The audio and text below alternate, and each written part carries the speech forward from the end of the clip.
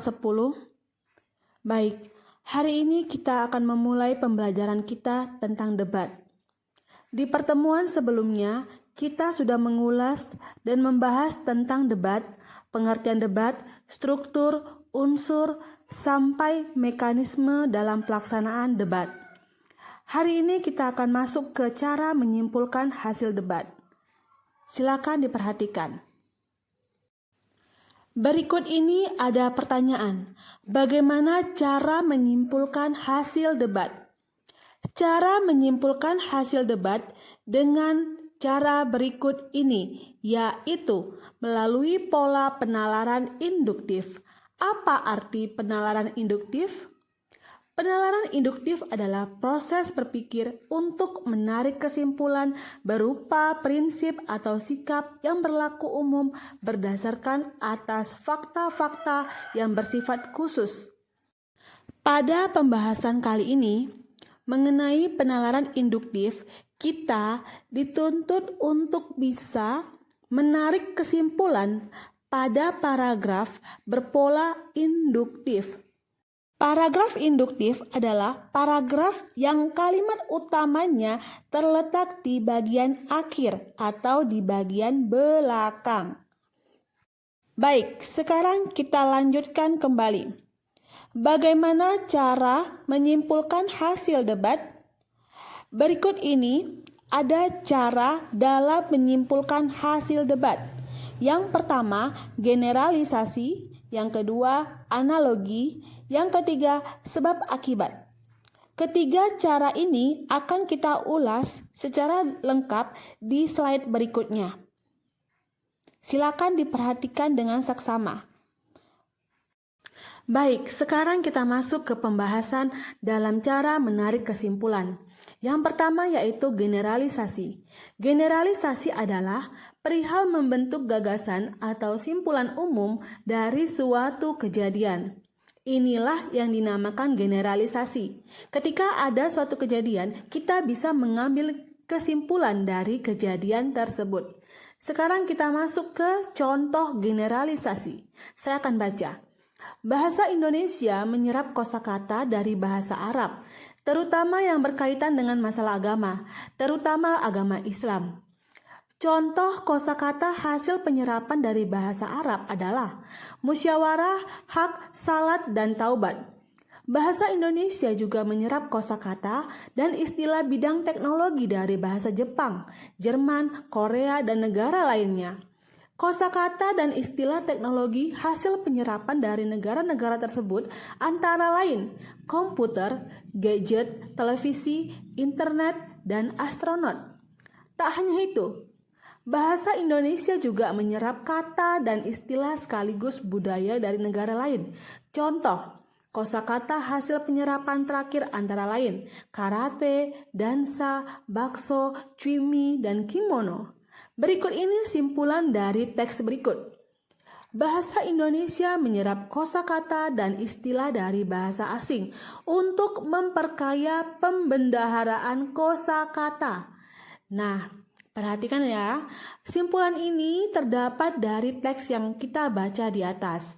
Nah, di sana ada bahasa asing, sementara di teks tidak dikatakan bahasa asing, tetapi dikatakan bahasa Arab, Jepang, Jerman, Korea, dan lain sebagainya. Nah, bahasa Arab, Jepang, Jerman, Korea adalah wakil dari bahasa asing. Jadi kesimpulannya kita bisa mengarang sendiri dengan menggunakan bahasa kita sendiri, tetapi harus mencakup terhadap teks yang kita baca. Harus sesuai dengan konteks yang kita baca. Kamu boleh mengarang kesimpulan versi kamu, tetapi harus berdasarkan dengan teks yang kamu baca. Paham sampai di sini ya? Inilah generalisasi. Sekarang kita lanjut. Berikut cara penarikan kesimpulan yang kedua, analogi. Pengertian dari analogi adalah proses penarikan simpulan yang didasarkan oleh perbandingan dua hal yang berbeda tetapi mempunyai kesamaan segi, fungsi, atau ciri. Kemudian kedua kesamaan tersebut ditarik sebuah kesimpulan. Nah, inti dari pengertian di sini ada dua hal yang berbeda ya, tetapi mempunyai kesamaan segi, fungsi ataupun ciri. Nah, kedua hal yang berbeda itu kita tariklah kesimpulannya berdasarkan hal yang sama. Misalnya ciri yang sama itu seperti segi, fungsi, ataupun ciri. Nah, itu bisa kita ambil kesimpulan dari kesamaan tersebut. Walaupun dua hal yang kita bandingkan berbeda, tetapi memiliki fungsi yang sama, segi yang sama, ataupun ciri-ciri yang sama, dapat kita tarik kesimpulan. Ya, jadi ini mudah sekali. Perhatikan contohnya. Saya akan baca, seorang gadis cantik dapat diibaratkan mawar berduri, sedap dipandang dan harum baunya. Akan tetapi, tidak setiap orang dapat memetik bunga mawar dengan mudah karena akan tertusuk durinya. Seorang gadis yang memiliki sifat seperti bunga mawar tidak mudah untuk didekati setiap laki-laki. Ia selalu menjaga dirinya agar tidak tersentuh. Nah, perhatikan simpulannya ya.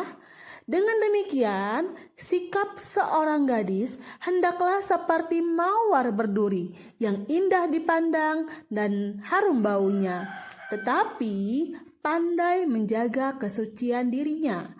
Nah, maksud yang terdapat dalam teks berikut yaitu seorang gadis itu diumpamakan seperti mawar yang berduri. Dia cantik, wangi, enak dipandang, banyak disukai oleh orang, tetapi dia tidak mudah untuk didapatkan. Ya, tetapi dia tidak mudah untuk didapatkan. Karena apa? Gadis ini diharapkan untuk bisa menjaga kesucian dirinya. Sama seperti mawar. Mawar itu cantik, wangi, enak dipandang, tetapi tidak semua orang bisa mendekatinya. Karena apa? Karena akan tertusuk oleh durinya.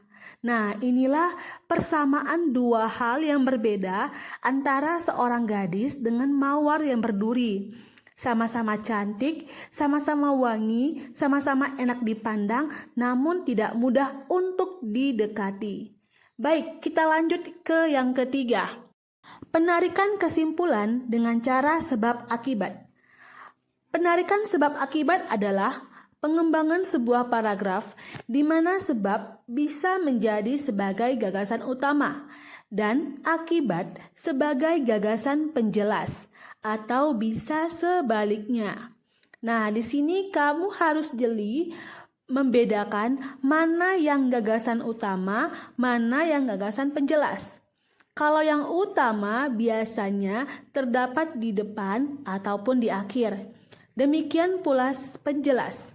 Di sini kamu harus bisa memahami tentang paragraf deduktif, induktif, dan campuran, seperti yang telah kita bahas di SMP. Nah, kali ini kita akan masuk ke paragraf sebab akibat. Perhatikan contoh berikut ini.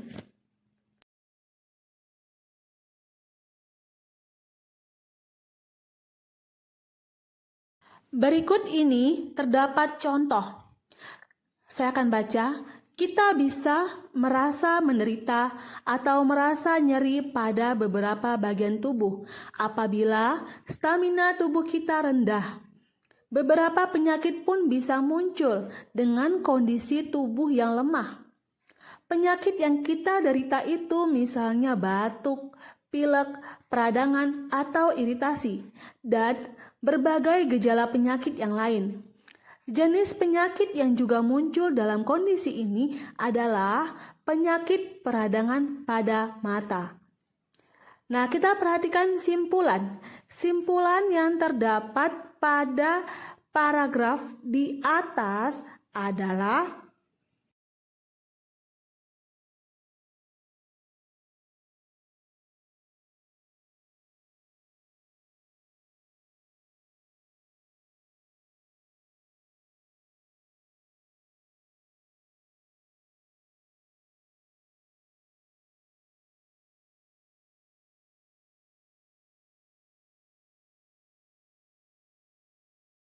Perhatikan simpulan dari paragraf tersebut. Nah, simpulan yang tepat adalah jadi stamina tubuh yang rendah dapat memicu munculnya beberapa penyakit. Nah, kamu perhatikan juga di sana ada gagasan utama dan penjelas. Gagasan utama terdapat di awal. Nah, sekian pertemuan kita hari ini. Materi kita tentang debat sudah selesai. Kita bisa masuk ke materi-materi berikutnya. Terima kasih bagi kalian yang sudah aktif mengikuti pembelajaran hari ini sampai dengan selesai. Baik, terima kasih. Sampai jumpa.